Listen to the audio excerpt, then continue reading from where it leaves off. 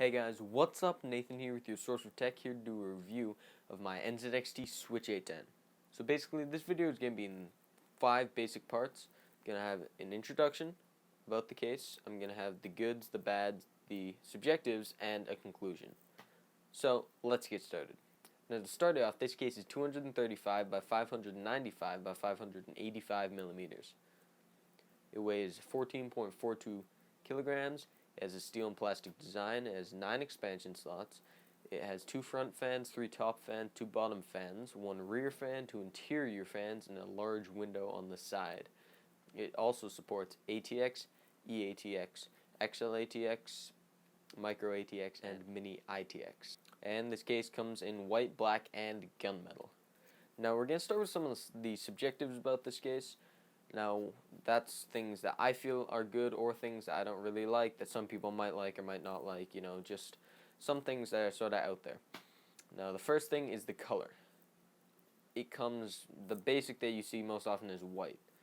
I think white in a computer is amazing. Some people may not feel that way, but I love the white, so that's sort of a subjective.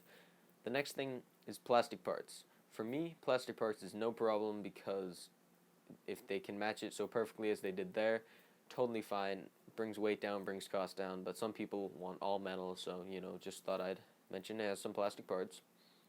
Next thing is size. Some people, the biggest they can have is a little ITX box. I think having a huge computer is great. I have a giant computer here, I have the MacBook Air, so I'm sort of either way. But some people need a little box, some people want the biggest case out there, so that's sort of a subjective. The next thing is dust filters. Love them or hate them, they're there. Just thought it's good.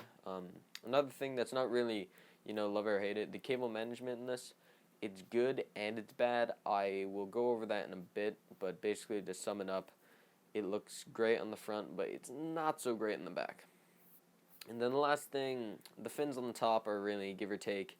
They're there, they can slide open, slide closed. They call this a hybrid case. That's one of the things that they really advocate for this. I think they're cool, but not necessary. They could have even just left it open, and I still would have been fine with it. So let's move on to some of the goods. Okay, so some of the goods for this case is it has great water cooling support, and it has great air support. It can fit, I believe it's, with modding, it can fit a 480 rad at the top. Without any modding, it can fit a 360, and I believe the thickest I've seen is a 95 millimeter. I'm not sure if that was push-pull, just push, just pull, but it's like the biggest I've seen. It can fit any air cooling you want. So yeah, that's definitely good. And then the next thing is the hard drive bays. You can move them any way you want. You can rotate them. They're in a default, so you can't see any cables behind from either the hard drives, SSDs, or even if you want to just tuck cables back there. So that's definitely good. But yeah, you can rotate it if you want, and it also has those fans for airflow, which is good. The next thing that's huge for me, I absolutely love, is the SD card slot on the front.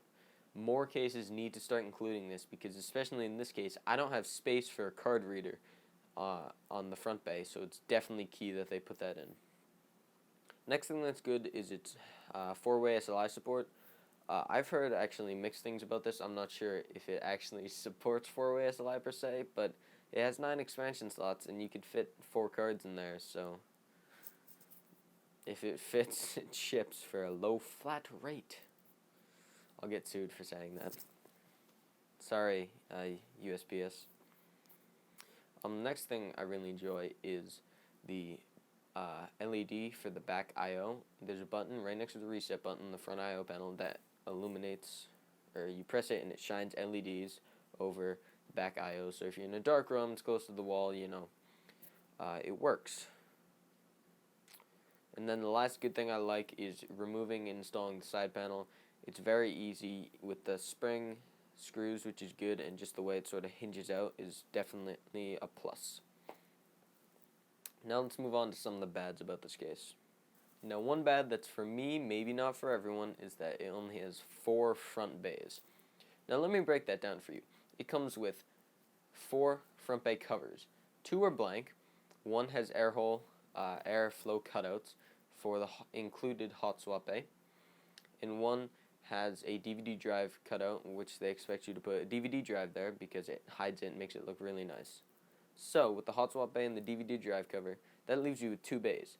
I have a dual bay reservoir with my water cooling kit. I have no space left for anything else. If I want a fan controller, better be internal because I am out of luck. The next thing is the angle of the window. If you look, it shows a little bit of the inside of the case. It's not a huge problem, but if they could have made the window a little smaller, just changed the angle or something, I feel it would have worked out much better in their favor. Or even cut off the metal. I've seen a lot of people do that for mods, and I don't know, it'd have a cleaner look. And the next thing about the window is it's sort of a cheaper plastic. I had an incident where it was a pretty hot day out, and I left my computer on, and the window melted or something. It looked like it might have shrank a bit, and it's warped it apart, so definitely be careful. If it's a hot day, leave the AC on or turn off your computer. So, you know. The next thing it's pretty bad about this case, it has really thin metal at certain parts.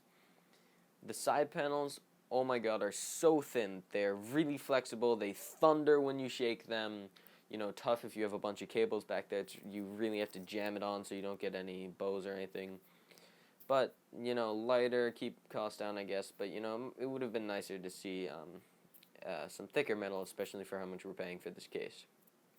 The last thing, sort of nitpicking at this point, is it's pretty difficult to open the front I/O panel, especially with, like, one hand. You sort of have to push in hard and flick in with your thumb. But that's sort of nitpicking, you know, it doesn't really matter for some people.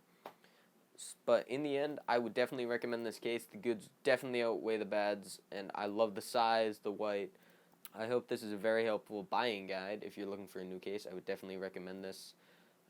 If you want something huge and gorgeous, definitely pick up this case. So thanks for checking out this review, guys. Please subscribe, leave a comment down below, tell me how you liked it. Please like the video, and I will see you guys later. Bye.